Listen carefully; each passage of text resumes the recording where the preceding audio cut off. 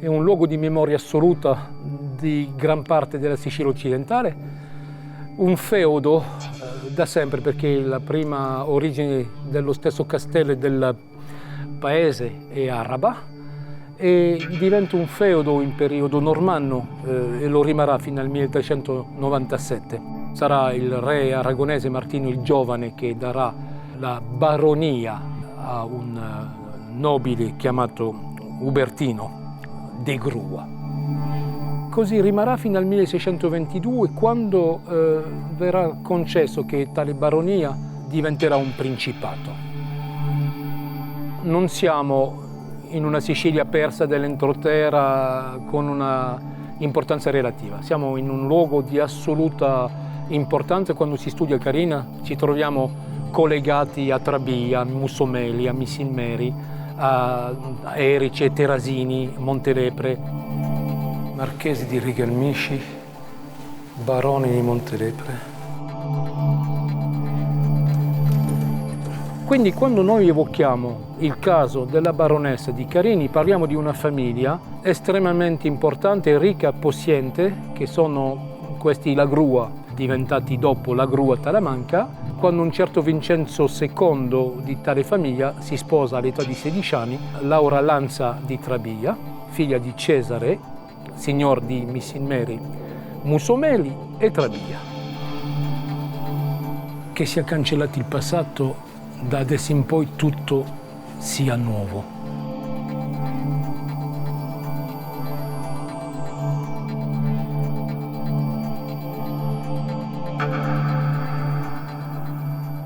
Così come il paese, il castello ha una storia che si fa avanti, in qualche modo su un asse globalmente ovest-est, sarebbe dal mare verso la montagna, e poi il paese lentamente cresce verso il monte, così come il castello si protrae verso ovest.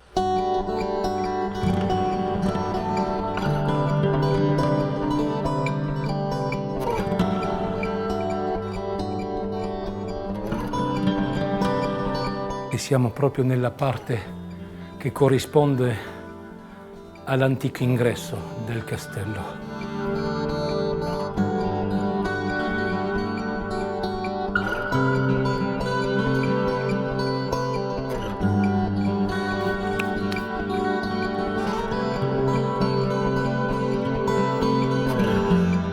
Mentre il marito Vincenzo II viveva a Palermo, la baronessa, lei viveva qui, e il feudo vicino a quello di Carini, Montelepre, che apparteneva all'epoca a una famiglia Vernagallo. E ecco che nasce una storia d'amore tra questa baronessa e un suo parente, perché le famiglie sono apparentate, un certo Ludovico Vernagallo. Il padre, Cesare Lanza di Trabia, ammazza la propria figlia, probabilmente con l'accordo di suo marito. La legge dice che un crimine passionale può essere perdonato a 3 condizioni. Deve essere verificato il fatto in flagranza, deve accadere l'omicidio a casa del padre o a casa del marito. E la terza condizione è che entrambi i rei devono essere ammazzati, non solo uno. Queste 3 condizioni sono riunite nel caso della baronessa di Carini. Il caso immediatamente, anche per volontà del re d'Aragona, è stato insabbiato, archiviato, al punto che la giovane signora è stata cancellata dall'albero genealogico della famiglia.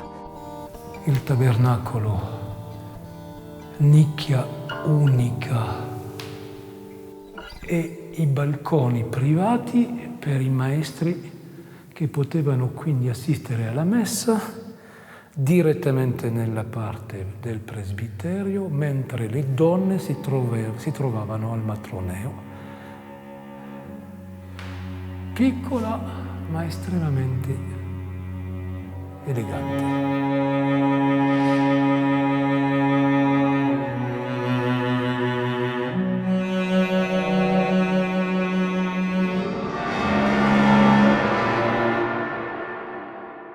Questa storia delle squame, questa è una costante esoterica, non riusciremo mai a farne a meno.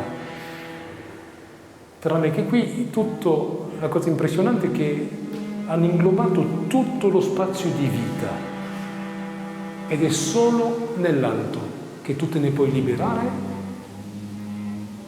esotericamente mediante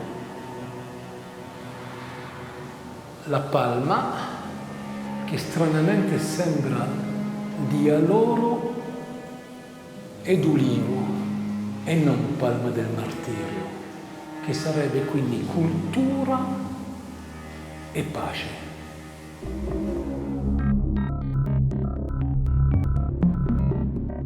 Nel 1800 tale Salvatore Salomone Marino pubblica il lavoro di una vita. Sembra che abbia speso 40 anni a cercare in tutta la Sicilia le tracce della leggenda della baronessa di Carini. Ne ha trovato 394, se non erro. Dopo l'opera di Marino subentreranno il P3, il Leonardo Sciascia, che ne parleranno con un po' più di volontà di capire veramente i fatti.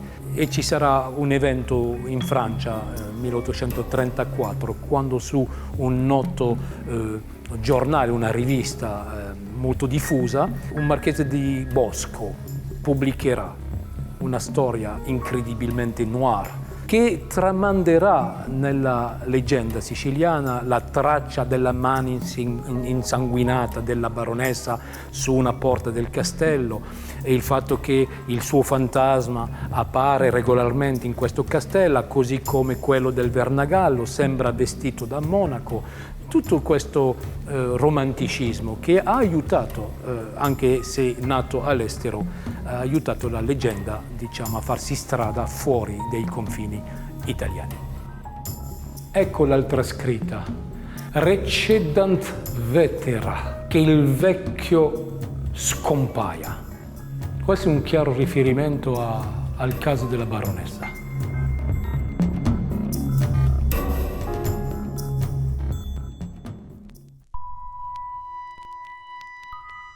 Dalla preistoria, con delle grotte, ne abbiamo qualche 6 sul territorio, dove sono rinvenuti degli elefanti nani, il famoso cervo di Carburangeli, il lavoro del gemellaro, in particolare, che lo ha portata a nostra conoscenza. Abbiamo 2 donne che hanno fatto la storia di Carini, la baronessa, ma anche nell'antichità una certa Laida, che è finita prostituta sacra a Delfi. Abbiamo dei Qanat, acquedotti sotterranei di costruzione araba.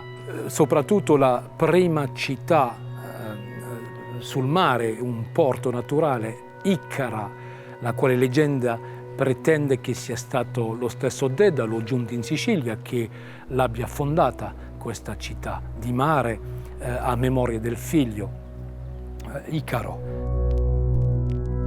Mi piace questa ritmica dei baluardi. Baluardi a coda di rondini, che indica che siamo qui nel partito del Papa, cioè i ghibellini.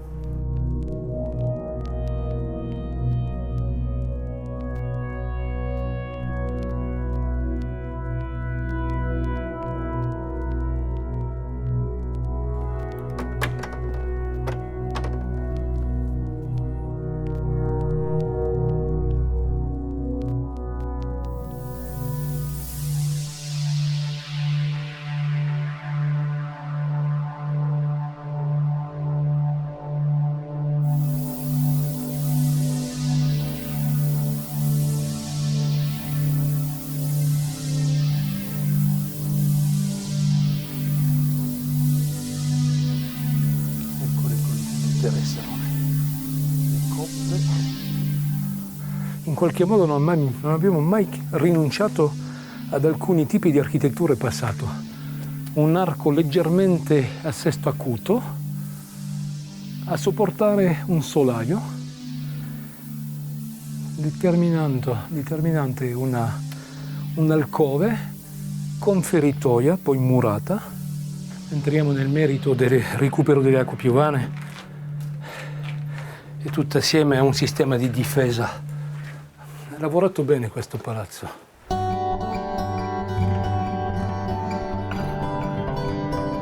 Questo è un castello che è nato proprio dalla viva roccia, come ne abbiamo tanti esempi in Sicilia, l'antica porta d'ingresso principale.